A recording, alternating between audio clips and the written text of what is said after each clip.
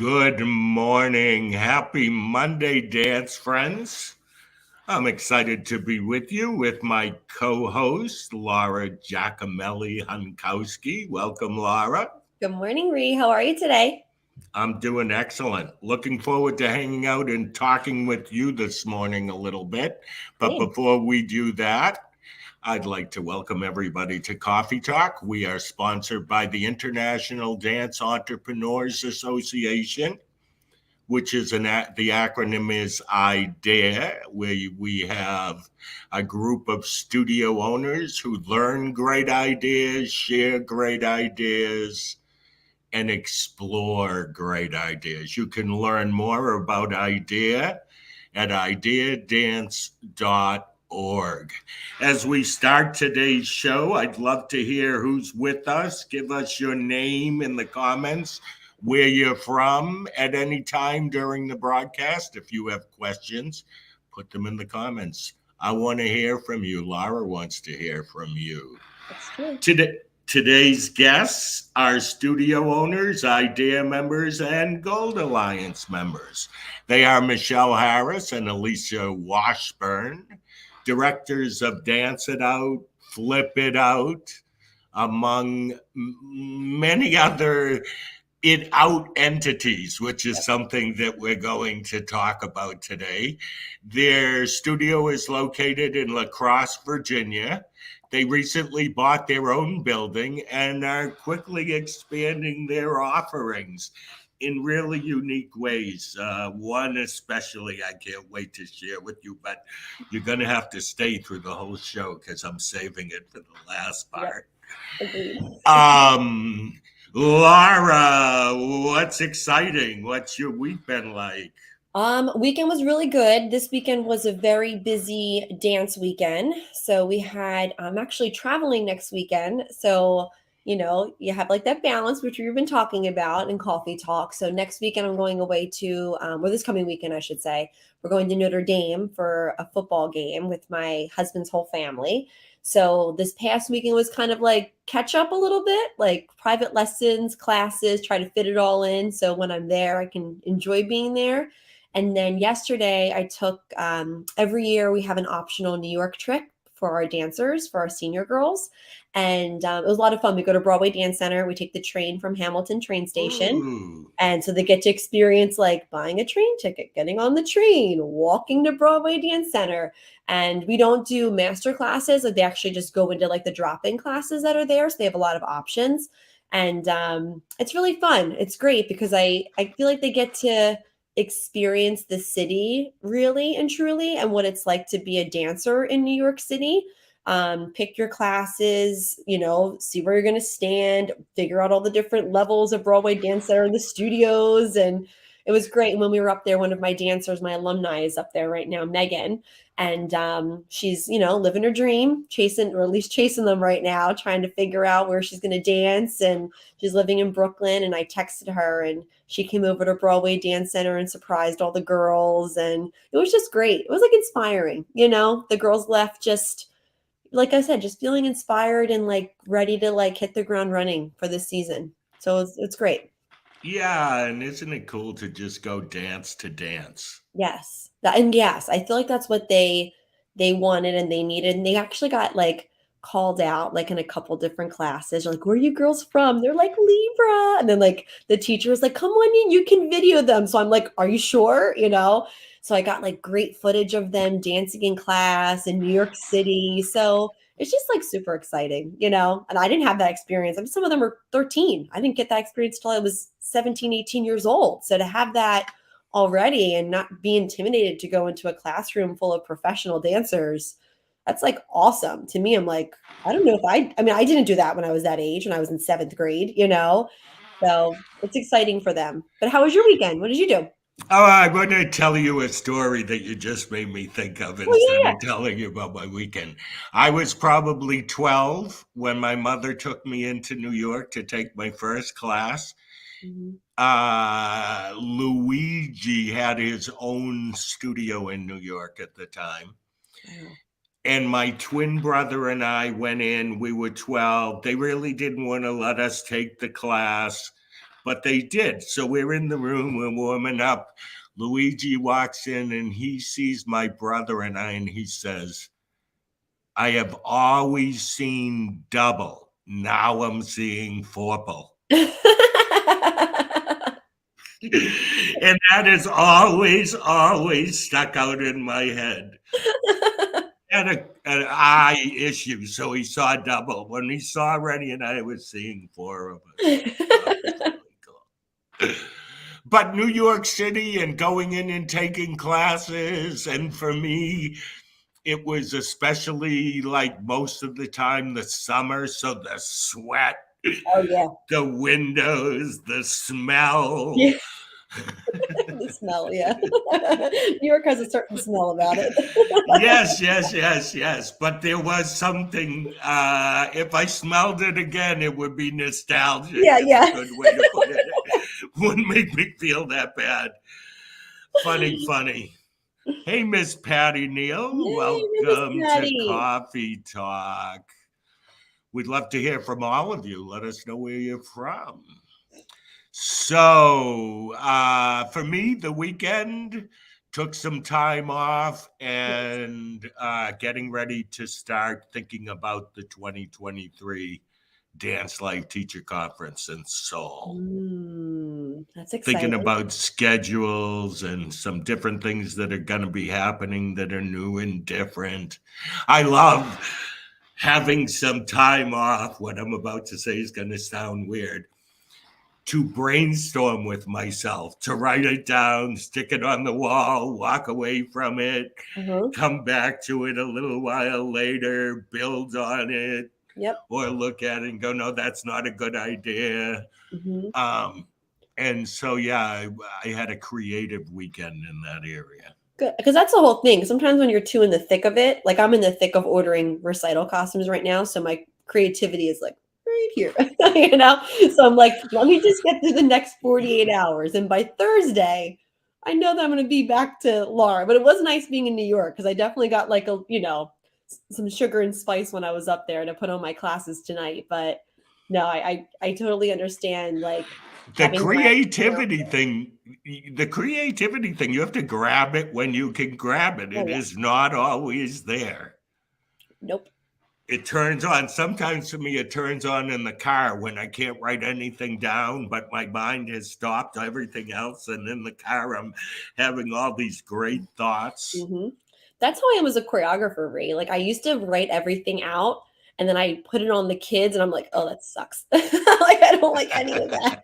And the kids are like, what? I'm like, no, not you. I'm like, me, I don't like what I'm doing right now. And then I would just get inspired by them and I just create.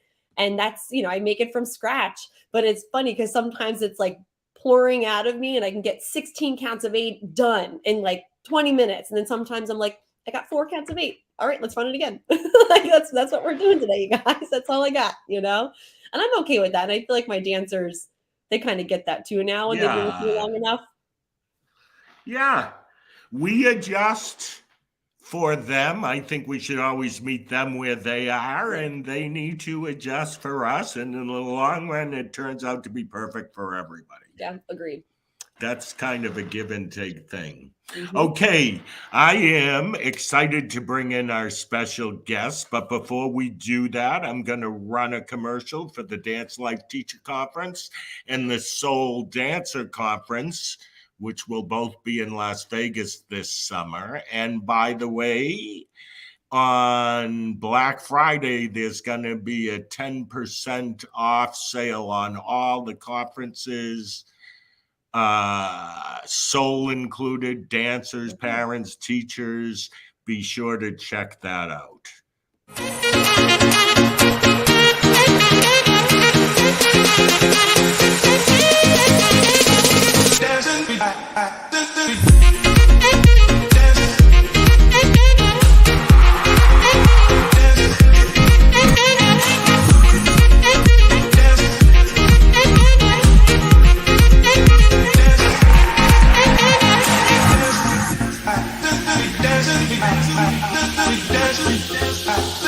Dancing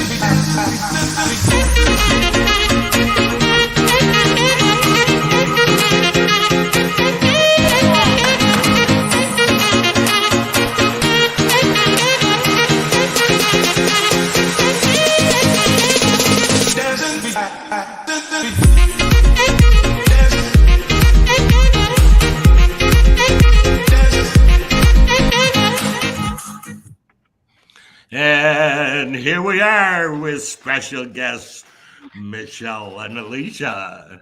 Hi, good morning. Good morning. Really happy to have you with us. Oh, we're happy to be here. Thanks for having us. And we're super excited about Vegas. Yes. Yes, I'm excited about Vegas too. Mm-hmm. So I'm going to let Laura begin the questioning here this morning, but I want to say this to you. As I've watched you in IDEA and watched you in the Gold Alliance, I feel like I'm watching two people who are creating something unique and different from everyone else, but something that works really well for you guys. So I want to pat you on the back for that. All right. But I know you've been partners for 11 years. And I want to start with what makes a good partnership. Go ahead, Laura. Yeah. So for me, I'm in my 12th season, so I'm just 1 year ahead of you guys. And I'll be honest, I have had people approach me about doing a partnership or getting involved in the dance studio. And that makes me a little nervous as someone who's always owned the business themselves. But I would love to know what brought you two together and how this all even started. What brought you together, how you guys met, and then when was the moment you were like, we could do this together? Let's try it. Yes. Well, I can imagine that would be really hard to start as a individual owner and then try to take on a partnership. So probably a little easier how we started, since we kind of grew this together, right. And it feels like it's both of ours versus like it was one of ours and then someone else took a portion of it. But I used to teach a fitness class, and that's kind of how it all started. Taught a fitness class at a studio, and Alicia was a student. She was a student in the class. So she was really good. Yeah. and I wanted to start teaching dance for children, and a local ballroom studio had contacted me and said that they wanted to get a children's dance program started. And my forte is ballet, so I knew I couldn't just have a ballet studio and it be successful on its own. So I was like, I wonder if this girl Michelle would be interested. She seems really nice. She's got moves, and she's got kids. So yes, which is funny though. Up until that time, I really hadn't taught a lot of kids though. I taught a lot of adults, so it was definitely a big learning curve when we started doing this. Right. But anyway, so it's kind of funny. We started out that way, and now we're business partners, but we're also, not to be cheesy, but we're also best friends. And I have to say, that's like kudos to you guys for being able to keep that friendship growing and strong with the with especially knowing, because we're in Gold Alliance together, knowing how many entities are underneath your umbrella of the different programs. And I know we're going to get into that a little bit more, but actual businesses as well that you guys co-own together. I'm sure it's very stressful to manage all of that. So to keep your business relationship and your friendship strong at the same time, like that's amazing that you guys can do that. That's fantastic. Yeah, we really try to make sure we have clear roles of what's expected. That's what I want to ask you. Do you have distinct roles, or do you kind of cross over? I'm a checklist person, so we actually do have like bullet points of what Michelle does and what I do. And sometimes we cross over, but at least we have an idea of what Michelle does. Like she's more of the accounting side and more of like behind the scenes. Like she gets the show lineup in order and she gets the music ready and edited. That's like her thing. And I'm more of the marketing and coming up with new classes and things like that. And then how many instructors do you guys have currently too? So like, are you guys teaching as well with running both of those parts of the business that you guys are taking on? Yeah, in the future, we would like to limit how many classes we teach, but we do teach probably 4 hours a night. Okay. We have 14 instructors. Now, granted, some of those instructors come one night a week and teach their singing class and go home. So it's not like everyone's teaching a full load. Most of our teachers have a full-time job. Yes. So this is something they do on the side. Now, you just said singing instructor. So I would love to, for you guys, can you tell everything that you offer within your building? Sure. So we have lots of the It Out program. So we have a Sing It Out. We have an Act It Out. Of course, Dance It Out is our main dance program. We have a preschool program, Start It Out, which is our 2 to 5 year olds. And we also have a full gym, 6,000 square feet, which is Flip It Out. It's amazing. I was saying before that we started recording, gymnastics and cheer and tumbling is very big in my area. So the fact that you guys were able to have a full gymnastic facility underneath your roof, along with every other thing that you are offering, to me is incredible. It's so amazing that you literally can pull. If you have one child coming in, they can dance, they can sing, they can act, they can flip, they can do it all. Yeah, that's how we try to like, package it. Yes, that's amazing. We have something for everyone, even the little brother. Right. Take parkour. We have a good parkour class. Yeah, and it's all about stacking those ages so they could just hit one and hit the other and try not to have to come every single night a week unless they're, on an intensive track. But they could knock it all out. Okay, just because you brought that up, Michelle, and I think that's a good point for studio owners who may be watching to listen to. Give me an example of how you might stack for a 10-year-old or an 8-year-old an afternoon. How would you stack that? So all of our ballet and hip hop classes are our main ones that we make sure for every age they could take a class back to back, just because here those are our most popular classes. So any 10-year-old could come in and take a ballet class and immediately follow it with a hip hop class or vice versa. Because we don't offer combo classes unless it's a special 6-week session. Yes. So then likewise with singing, most of our singing kids are taking acting lessons as well. So we make sure that we're stacking those ages so they could go right from their singing class right into their acting class. And they always do a big Christmas show. So that helps with them being able to combine and rehearse together on Monday nights for their Christmas show. Sometimes we have some nights where a 10-year-old could go from, if they really wanted to, could go from ballet to hip hop and could go upstairs to a gymnastics class. And we try to age it too. So if we know they have a lot of siblings or like a couple years apart, we'll try to space it so that a sibling could possibly be in class at the same time. Because most of our gymnastics classes, we have to offer multiple times a week. So they have an option to make it work for whatever other classes they want to take. Right. So when we lay out the schedules, we do the dance one because that's the biggest portion. And then we do the gymnastics, and we make sure, like, if a 3-year-old wanted to take pre-gymnastics and then ballet, that she had something back to back she could go to. Although if a parent asks me, I don't recommend that they take back-to-back classes at 3 years old, but it's up to them. Right. Because 3s are little. A 45-minute, I feel like even in my some studio. are fine with it. Some can do it. Some can't. Yeah, it depends on the child on that. Yeah. But in my mind, every parent would believe, at least in the beginning, that their child could do it. Yes. Yes. So on top of all of this, which we're going to come back to the Flip It Out, the It Out entities in a little while, but you bought a building in the last year and a half or since COVID. Am I correct? Yes.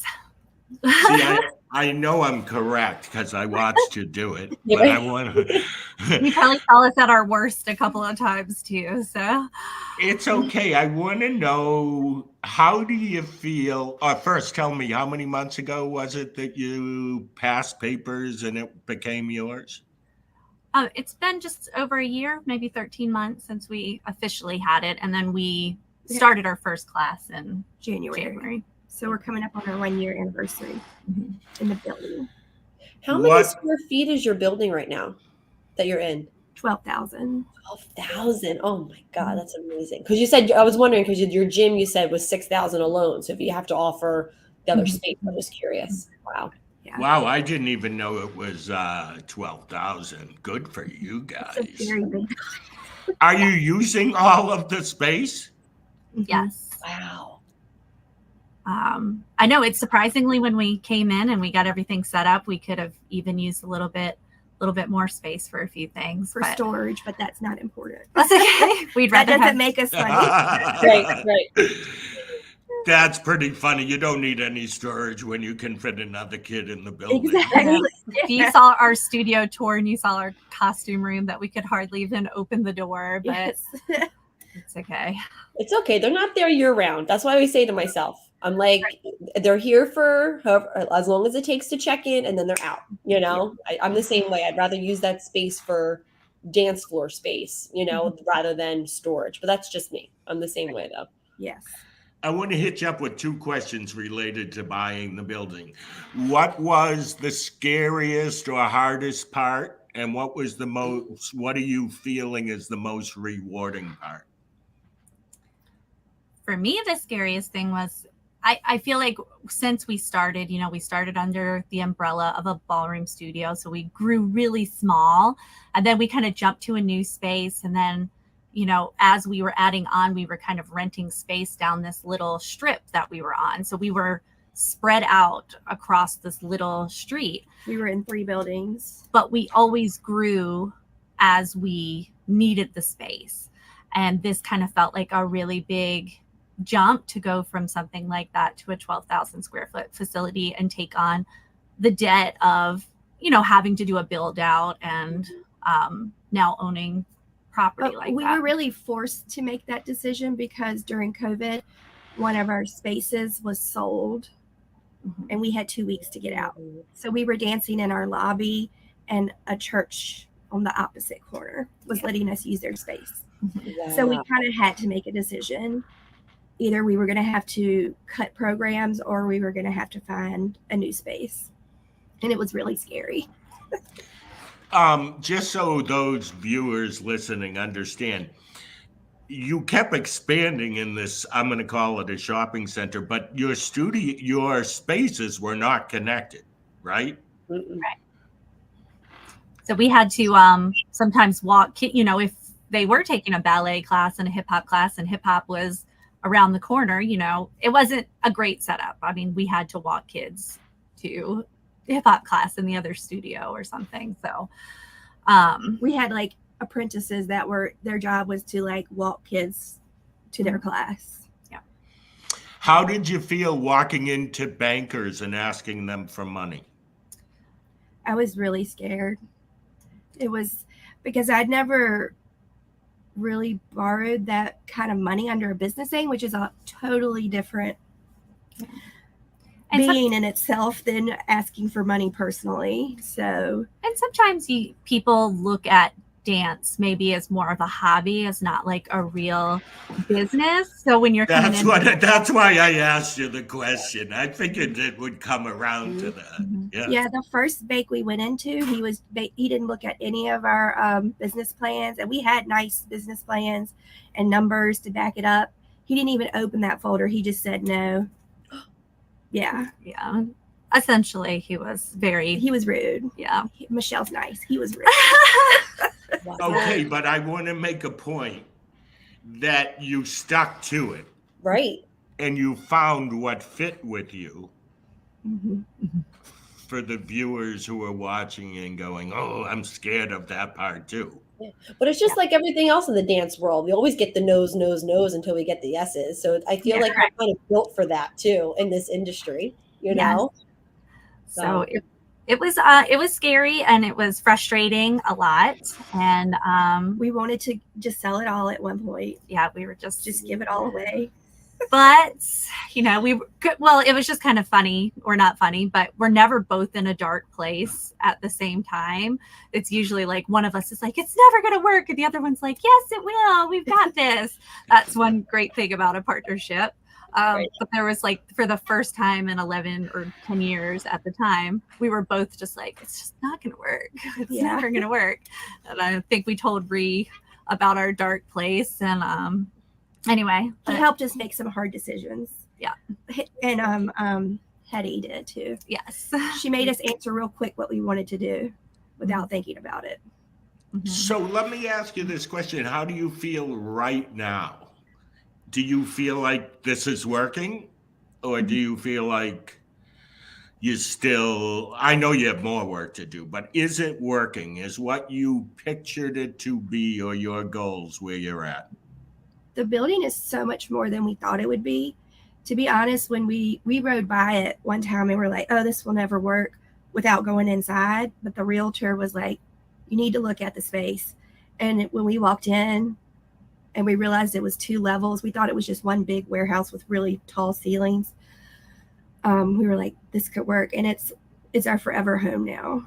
Because your second level is the whole gym, isn't that? Because the ceilings are taller upstairs, which I know is weird to have gymnastics upstairs, but the ceilings are taller upstairs. Yeah, so we had to have everything looked at and engineers and stuff. But and it was scary. And I think we're now just from the move and just, coming off of COVID and then having to make a big move and just kind of being behind and being like, this is a really big risk. And sometimes, we felt like we were taking money from ahead of ourselves to pay for something now, and it was very scary. And right now I just feel like we're starting to catch up on all of that and kind of get back to where we're in a comfortable place. We moved in and like 2 months later, the AC units that we didn't replace downstairs, even though we spent, $50,000 new ones to, do the upstairs and stuff, went out. And then, that was another $5,000 there. And we thought we were going to be able to move our old mirrors, but by the time the labor came and everything, it would have cost us the same as buying brand new mirrors. Yeah. So then we bought brand new mirrors, and that was like another $14,000. Yeah, mirrors are expensive. And and then get So we were like, we had been doing Profit First with the Gold Alliance, and it had been working so well, but I felt like we were just everything was going into operating expense yes. and then going out. It was not a good feeling, but we're finally getting back to where we're catching up. But it was worth it. It was worth all of it. It was just scary because now we're paying a mortgage and not rent, and we're all under one roof, and we have a parking lot, and we have a great space, and it's just it's a great home. And it feels like nobody could come in and takes like we have our share of the community, and with our space and with our standing now, it would almost be difficult for somebody to be able to move into our space and for us to not feel like we're still getting our students and all of that, because we do have. You're very established now. Yes. Yeah. You have that. Yeah. You have that freestanding building that's yours with your name on the front of it. Even people in your community know you're like a staple now. Yeah, for sure. I have a question. When you did your build out for your building, you're saying like, I guess my question is, when you went in there, did you have the numbers already to support that big of a building? Or did you go there saying, once I move in there, I know we will grow? I guess that's my question. Good question. We knew actually just about how much more was our mortgage than our rent. Michelle does the numbers. Yeah. It was only a little bit of a difference between what our mortgage was going to be and what we were paying between 3 buildings and operating 3 buildings. Because payroll was higher, too, with in a sense, with having people at our different locations. Because you have to have multiple front desk people and then 2 computers and, all of that upkeep. So in the end, it was only like a couple $100 difference. I think like $400. Yeah, if you just look at the base cost like that. I mean, of course, we're paying off loans from actually renovating and stuff. But once all that kind of catches up, it's not too big of a difference. But pre-COVID, we were at pretty high numbers for what we were. We were about 300 students. Then we lost during COVID, in which we hadn't quite built that back up before we moved from our old space, but we knew we had the capabilities to do that. Right. So. Did you do it? That's Yeah, we're back up to 303 now. It's amazing. We still want to get to that 350. That's our ultimate goal. But during this time of year when parents actually have to pay for costumes and stuff is when we see kids drop, unfortunately. Yeah. I've seen But that just think of your school as never-ending registration. Right. Oh yeah, if we can get a costume, then you're in the recital. That's what we always say. We don't terminate anyone. I'd love for our listeners to be able to ask you any questions. So if you're watching out there, you have any questions about partnership or buying a building, we'd love to hear from you. If you just want to say hello, that would be great. Now I'm going to hit you guys up with a question. What is the new entity that you are about to create? Da-da-da. Well, when we bought this property, there was a office space in front of our building, which is another 3,500 square feet. 3984. 3984. See, she's the numbers person. So a separate building, another building. Yes. Wow. Okay. So it was offices, and then it was like people lived there. I don't know. It was sketchy. But anyways, Michelle and I love animals and stuff, so we decided we're going to open a doggy bed and breakfast is what we're going to call it, and it's going to be called Bark It Out. It's so fabulous. Oh my God. That's why I wanted to talk to you this morning. Everything about what you do is good, but the Bark It Out is, I don't know, the epitome of creativeness, taking a brand and applying it to another whole area. So what will happen at Bark It Out? We live in a small area. There's only one other dog boarding place, and it's about 20 minutes away from here. And we really have the perfect location. We're right off a main highway, closer to people, taking their kids to school and stuff and going to work. So they can drop their dance and gymnastics all at your facility. Yep. So what we're hoping is they're going to drop their dog off in the morning for daycare, and then they'll drop their kids off for dance and pick up their dog from daycare. Amazing. One-stop shop. Plus, we have 5 acres here is connected. Say that again. I missed it. We have 5 acres connected to our property here. So we will have Bark It Out. We are starting renovations. My husband has been up in the front tearing out walls and carpeting and all of that. And we're excited. I mean, we're going to be a little hands-on, but we're going to have a manager who's going to do most of the day-to-day stuff, since obviously we can't do it all. But Michelle will be accounting, and I'm marketing and enrichment. Enrichment. Wait. Okay, so that's the part I'm interested in here. So tell me about some of your plans for enrichment. So years ago, I took my dogs with me on vacation to Charleston, South Carolina, and we stayed at this dog boarding place, and they did things like blew bubbles and did yoga, and it was amazing. And I got pictures every day, and I would pay for all of that again. So I know people will pay this for their dogs. So it'll just be like, if you drop your dog off for daycare this week, this is what they're going to do on Monday. We'll have a bubble party, or we'll make paw prints, or we'll have a costume contest during Halloween, or pictures with Santa, and we're going to put in a splash pad outside. Yeah. Oh my God, they're going to have so much fun. Yeah. I'm a dog owner too, so I totally get it. So when you come visit us, you can just bring your dog up there. And they're little too. The one's a little feisty, but she gets her, we'll get her together. Oh, we don't turn away anyone. Did you have to go to the bank for financing for Bark It Out? Yes, we're actually in the process of that. What was their reaction? Well, now is interesting because now we have property and it's valued at a lot. So now we're more worthy.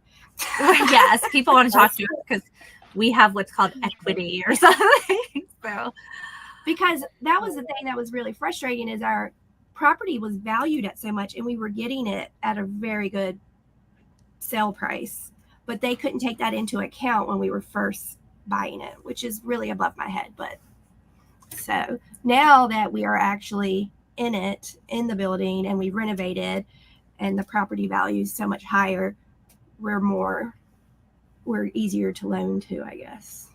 Wow. Yeah. So, but we're hoping, besides, hopefully it'll just be a very successful business and will be very profitable. But it will also relieve some of the burden on us because we are paying for this piece of property in the front of the building, because it was a package deal. We did have to take that building. Not that we didn't want it, because we wouldn't have wanted another business that's potentially causing us problems being so close to our facility. But it's going to hopefully ease the burden of Dance It Out paying so much monthly. So, wow, very smart, very, very smart. Yeah. So we also have a real estate holding rented out. So our plan is to, once we have all of our it outs up and running, is they will pay rent to rent it out. And then that's how we will protect all of our businesses, because they all have their separate LLCs. I will mention that recently, up until now, we've only seen a lawyer infrequently for like operating agreements or getting our LLCs in line. But we have, we're talking to a lawyer right now just to get a clear buyout, just because as partners, if somebody were to get sick or something were to happen or somebody wants to move away, we didn't really have clearly defined exit strategies for each of us. So especially now that we're tied up with a property with each other, we are getting that all outlined. Smart move, very smart, because you are very close friends, but life happens. And like you're saying, it could be a relationship issue. It could be someone's significant other gets an amazing opportunity across country. Like you never know. You never know what would happen in your life. So it's good that you have all that set. It's almost like your prenup, Right. That's really what it is, We only waited 11 years to get it. But you have it. That's all that matters. But it was at the suggestion of our banker. She suggested it. And then it got us thinking. I'm like, one of us could get sick, or I'm single. Maybe I'll meet some wealthy millionaire and travel the world. I don't know. So that would be too bad, Alicia. Too bad. I always say, even if I win the lottery, I'm still going to run my studio. I'm not giving that up. So it'll just be less stress because I'll have all the money. There you go. There you go. Once dance is in your blood, it never leaves. So you're right about that. Even if you left, you'd probably have another studio down the road or teach for somebody. Yes. I think Bark It Out could be your franchise opportunity. I think so too. I think we're always careful. We don't jump into anything too big, and having me and Michelle run it and her husband is hopefully going to manage it. We're going to tiptoe into it and grow it safely. And I think we have a good reputation and people are already excited about it. I think it's going to do well. Yeah. So we had to leak it out. And people in your area know about this. You already released this information, and so I know it's coming soon. Yes. I mean, so many people want to work for us. I know, everybody's like, are you hiring? We're like, they're like, we'll work for free. I'm like, I like that. Yes. Will you paint some walls for free? Do you like scoop and poop? Because that's what you're going. Scoop and poop. Yes. Our logo is on our page, though. Bark It Out. We just posted the official logo yesterday. Oh, yeah. And our staff shirts are going to say Bark It Out. It's our logo. And the employee's name. And on the back, it's going to say, who let the dogs out? Okay. I love it. Wait, I want to say this to everybody who's watching. Why is this so cool that we're laughing at it? Because it's creative. It's something different. It's like we're having a discussion about being smart business owners. It's how can I take what I have and build what I know into more? Yeah. You guys are doing a great job. It's just, I think in the long run, I mean, I could be wrong about this. Pretty soon you're going to be calling me and going, oh no, Rhee, we don't teach dance anymore. We sell Bark It Out franchises all over the world. That would be something. I mean, we're hoping that Bark It Out will be so successful that it will take pressure off of the studio to, you know, we can really offer a resource for the community. Because that would be my biggest goal, is to give every kid a chance to take a class. And unfortunately, we can't always make our prices that low and we live in a very low income area. So I would love to be able to, everyone come take a class, you know? So maybe down the road, we can get to that point where we can have a special program like that. Or at least some kind of like more scholarship type program. Based. Yeah, exactly. And maybe a portion of Bark It Out can be a donation to some sort of nonprofit you have that Dance It Out. Yes. Or it could be your way of filling your soul and your cup while having a tax write-off. Oh, and we already have, you'll like this, Rhee, an idea of how to involve other businesses, because we want to have like sweets for our dogs. And so there's this business called Lundy Lane, and she like sells home gifts and home decor stuff. So she's going to have like a VIP basket for the doggy suite. Yes. And it'll have her business name. So we'll call it the Lundy Lane Special. So we're getting other businesses involved. Yes. And we're linking up with our SPCA to help like facilitate adoptions of animals through their facility. So yeah, you can have events at your location and connect that way too. Nice. Yeah. It's amazing. Yeah. As we close out here, I want you, either one or both of you can speak on this. What do you say to those out there who have ideas or think about buying that building, but don't take the step? They have a fear. What would you say to those people, ladies? Well, Michelle and I have always tried. We're not afraid to put something on the schedule and it not make. So, I mean, what's the worst that can happen? You get told no, and then you think of something different and you try again. Even like this Bark It Out business, I was somewhere the other day and I was telling somebody about it and they were like, you know, that's not going to work. But, you know, most of the people I talk to are like, oh, you know, it's an amazing idea. So there's always going to be that naysayer who's going to try to bring you down because, you know, and I think I've read somewhere that women take less risk than men do. And I don't know if that's just something that's been like ingrained in you throughout your life, that maybe not take those chances. But like she said, what's the worst that can happen? You know, I mean, something fails, you try again. It's right. Yeah. If the bank tells you no, you just go to a different one. Yeah, really. And you talk to Deborah Still and she'll tell you the same thing. Yes. Keep going until you get what you need. It's like the leaving no stone unturned philosophy. It's like once you make this decision, you don't get a roadblock. You figure out a way to get over the roadblock. Mm-hmm. And, you know, I think be smart about it. You know, even with our facility here, we looked at everything and we knew that even if we completely failed at everything, there was the fail safe that we had a lot of value in our property and everything, that it would never take us down personally to the point where we could not recuperate. Mm-hmm. So, I mean, do your research, do your homework, obviously, but and have a plan. If you want to start a new business, definitely have a plan of how much you expect to bring in and how, I mean, even if we do ours on a simple Excel spreadsheet. yeah. So market research. And we have what we think will get in and what we think will go out, and it's all right there. So, yeah. And what is a break even? Do you see that Colleen wrote the comment? It took them 6 banks until one said yes. Yeah. It was 3. Yeah, I think we were 3 or 4. Yeah, for us. So, mm-hmm. I think that's really good to know.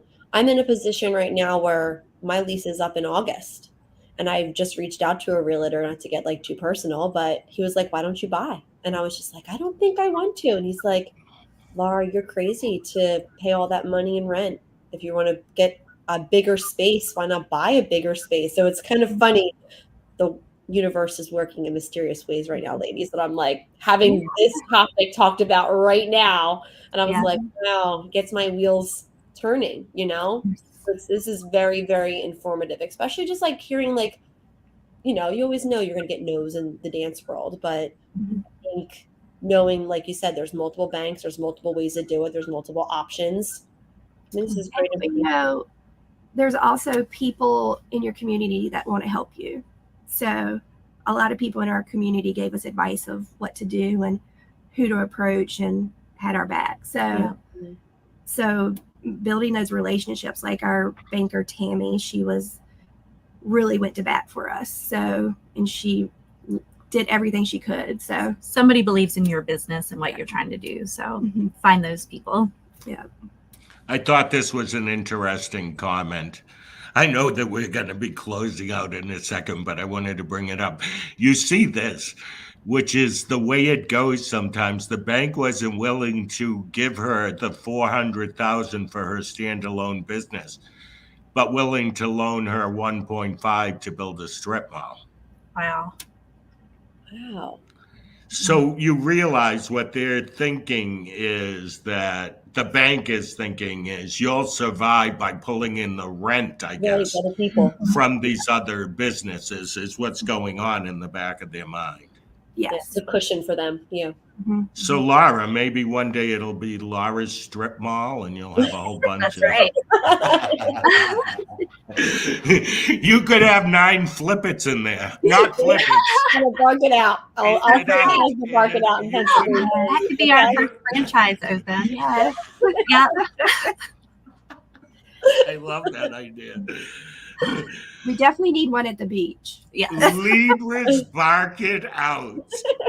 And can I tell you, it's kind of funny it would work because my dance studio is Libra, but my dog is also Libra. So it's kind of like Aw, I love it. All right. This has been a blast. Michelle and Alicia, know that I think your story is fascinating. I encourage you to keep going, dream big. Can't wait to see where this all leads you to. Yeah, we should check back in like this time next year and see like where they're at and what's going on. We'll have to Maybe give like you a tour of 6 Bark It Out. Yes. Yeah. A tour of Bark It Out, and maybe we could meet some of your best clients. Yeah, really. Oh my gosh, that would be so cute. Yes. Yes. Awesome. Thank you, everybody who tuned in, and we'll be back in 2 weeks with a coffee talk on Monday, same time, same channel. And Laura, thank you so much for being with me today. Thanks. I love having you. I love being here. Have a great week, everybody. Enjoy. Thank you. Bye. Take care. Bye. Bye. Thanks for being with us. See you the next time.